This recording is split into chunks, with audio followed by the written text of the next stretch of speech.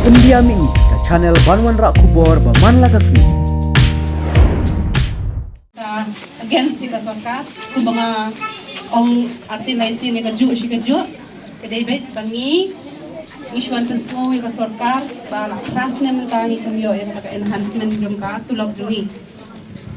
Tiang imban si issue, banginwan siya gani ka platform, na marbang iladap, ilalong mo, katong kajing kiw, yung ka mar, ka mata-mata, di ka lakta, bahay, kakupo, kajungi, ganyan kasang kajungi, idon na kajung kipun kiti. So for that reason, we came here because for 8 years now we have been deprived of not enhancing our salary. So in which we have given 100% of our dedication, not 100, maybe more than that also a point of time, which we have to come today to put our requests to the government. As we know that we are also the government servants,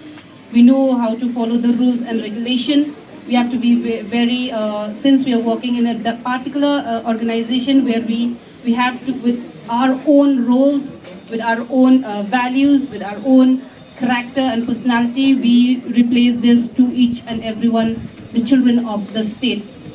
So for that reason, we want to sit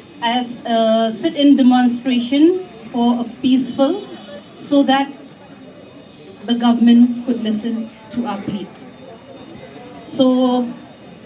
with all these conditions, with all these problems, I would also like to welcome and thanks all the members who are here today, and especially that side, and some are still on the way. Yesterday we got the message, the permission from DC. It was around 5:30, so in which our Garo Hills friends will be joining us soon. So for this agitation, we also want to take a very strict rules. We want to follow all the rules, the regulations that has been provided to us by the Deputy Commissioner's Office.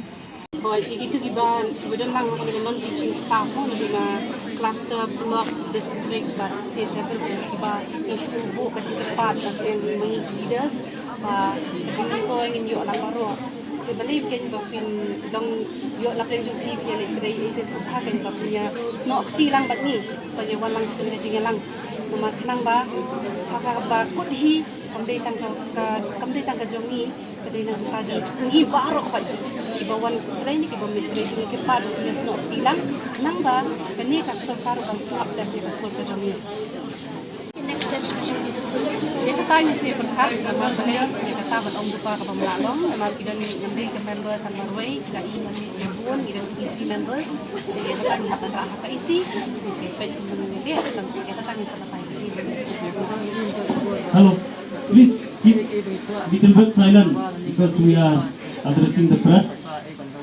so that we won't distract them. To nga bangadi na sarkar hi ka desi